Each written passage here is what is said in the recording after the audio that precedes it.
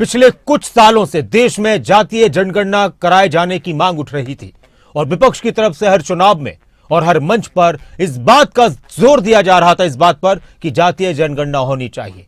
कई बार राहुल गांधी कह रहे थे कि हमारी सरकार आएगी, जब हमें मौका मिलेगा तो हम जातीय जनगणना करवाएंगे।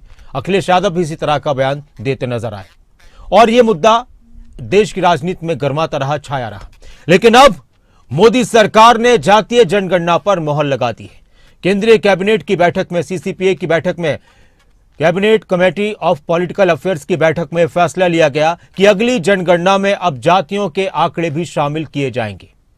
और इस फैसले को इस तरह से भी देखा जा रहा है कि सरकार ने विपक्ष के उस मुद्दे पर वार किया है। कुछ इसे चुनावी चाल भी कह रहे हैं। सवाल यह है कि क्या यह फैसला वंचितों को उनका हक दिलाने का रास्ता खोलेगा या फिर एक बार फिर से समाज में जातियों की दीवारें खड़ी करेगा। इस रिपोर्ट में आपको दिखाएंगे कि किस तरह की बातें जातीय जनगणना को लेकर कही जा रही हैं। देश के गृह मंत्री अमित शाह ने सरकार के इस फैसले का स्वागत किया और कहा कि इससे अब उन लोगों को ताकत मिलेगी जो समाज में पिछड़ा माने जाते हैं। ये रिपोर्ट देखिए।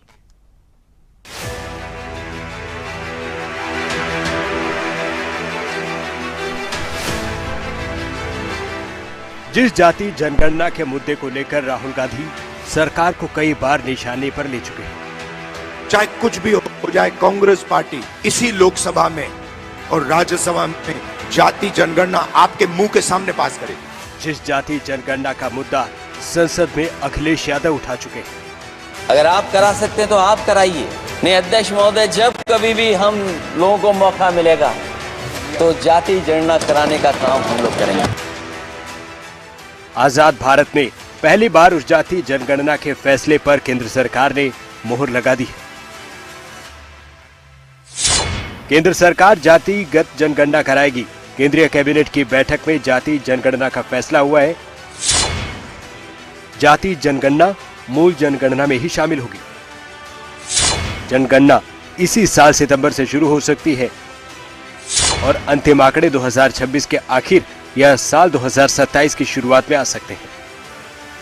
That caste enumeration should be included in the forthcoming census.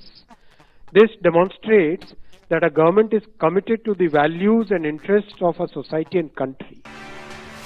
सरकार के फैसले के बाद इस पर सियासत भी तेज है। हमने कहा था कि कास्ट सेंसस को हम करवा के छोड़ेंगे और हमने ये भी कहा था कि 50% की जो कैप है, जो आर्टिफिशियल दीवार लगा रखी है, उसको भी हम तोड़ के हटाएंगे। पता नहीं क्या हुआ, सडनली 11 साल बाद नरेंद्र मोदी जी कहते थे कि सिर्फ 4 जाते हैं। सडनली कास्ट सेंसस का अनाउंसमेंट किया। हम इसको सपोर्ट करते हैं, पूरी तरह सपोर्ट करते हैं, मगर हम टाइमलाइन चाहते हैं। हम जानना चाहते हैं ये कब तक होगा। केंद्रीय गृह मंत्री अमित शाह ने लिखा, जनगणना में जातिगत गणना को शामिल करने का फैसला लेकर सामाजिक समानता और हर वर्ग के अधिकारों के प्रति मजबूत प्रतिबद्धता का संदेश दिया गया है। कांग्रेस और उसके सहयोगी दलों ने दशकों तक सत्ता में रहते हुए जातिगत जनगणना का विरोध किया और विपक्ष में रहते हुए इस पर राजनीति की।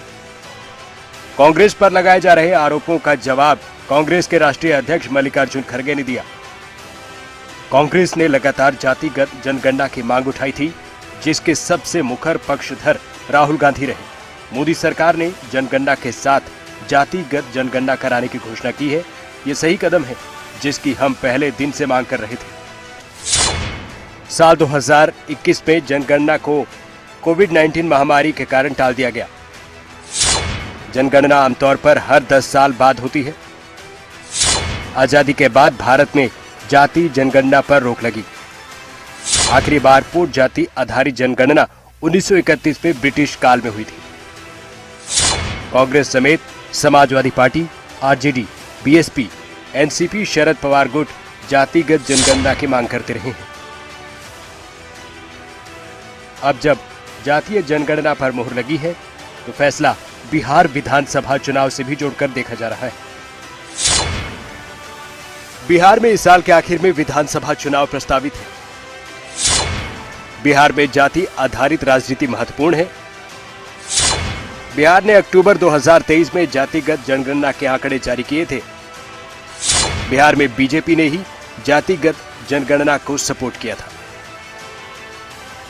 यशस्वी प्रधानमंत्री आदरणीय नरेंद्र मोदी जी को मैं विशेष तौर पर धन्यवाद देता हूं, बधाई देता हूं। बिहार और पूरा देश आज नरेंद्र मोदी जी को याद कर रहा है, जिन्होंने जातीय जनगणना के साथ जोड़ने का काम किया है। बिहार और पूरा देश आज नरेंद्र मोदी जी को विशेष तौर पर बधाई देता है। ये परिसीमन होना, परिसीमन से पहले का सेंसस होना है। सेंसस में ये लोग कास्ट सेंसस को इंक्लूड करेंगे और जब इसकी फाइंडिंग्स आएगी तो पिछड़ों के लिए और अति पिछड़ों के लिए भी विधानसभा और लोकसभा में सीटें रिजर्व करनी होगी। सवाल है कि जातिगत जनगणना से क्या होगा। इससे पता चलेगा किस जाति के लोग सामाजिक और आर्थिक तौर पर पिछड़े हैं। समाज के अलग अलग वर्गों के बीच की असमानताओं की जानकारी होगी। सरकार को समझने में मदद मिलेगी कौन से समुदायों को ज्यादा समर्थन की जरूरत है। जाति जनगणना से मिलने वाले आंकड़े आरक्षण नीति में सुधार करेंगे। सरकारी योजनाओं में नीति निर्माण में मदद होगी। विकास योजनाओं को दिशा मिलेगी। फैसले पर मोहर के साथ केंद्र सरकार की तरफ से कांग्रेस पर भी वार है। आरोप लगाया गया है कि कांग्रेस जाति जनगणना का इस्तेमाल सिर्फ सियासत चमकाने में करती रही है। सब जानते हैं कि कांग्रेस की सरकारों ने आज तक जाति जनगणना का विरोध किया है। आजादी की बाद की सभी जनगणनाओं में जातियों की जनगणना नहीं की गई।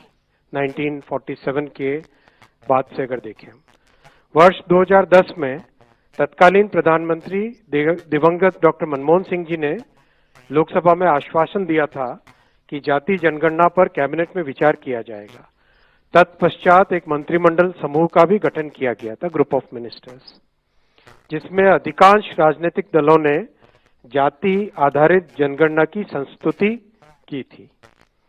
इसके बावजूद कांग्रेस की सरकार ने जाति जनगणना के बजाय एक सर्वे कराना ही उचित समझा।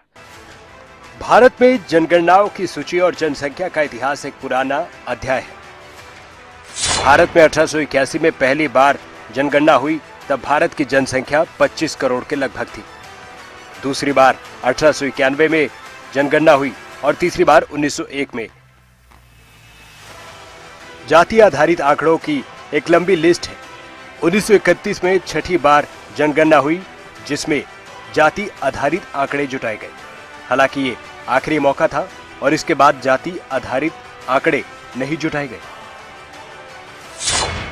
आजाद भारत में पहली बार 1991 में जनगणना हुई, तब मौका 8वीं बार का था और भारत की जनसंख्या 36 करोड़ से ज्यादा। इसके बाद 1961, 1971, 1981, 1991, 2001, 2011 में आखिरी बार जनगणना हुई, तब भारत की जनसंख्या 121 करोड़ रही। एक तरफ सरकार इसे सामाजिक न्याय का हथियार बता रही है, तो दूसरी तरफ विपक्ष इसे बता रहा है वोट बैंक की राजनीति। सरकार का कहना है कि जनगणना से समाज के हाशिए पर खड़े लोगों को सही पहचान मिलेगी। फैसला पिछड़े वर्गों को न्याय दिलाने की दिशा में उठाया गया एक साहसी कदम है। ब्यूरो रिपोर्ट, खबरें अभी तक।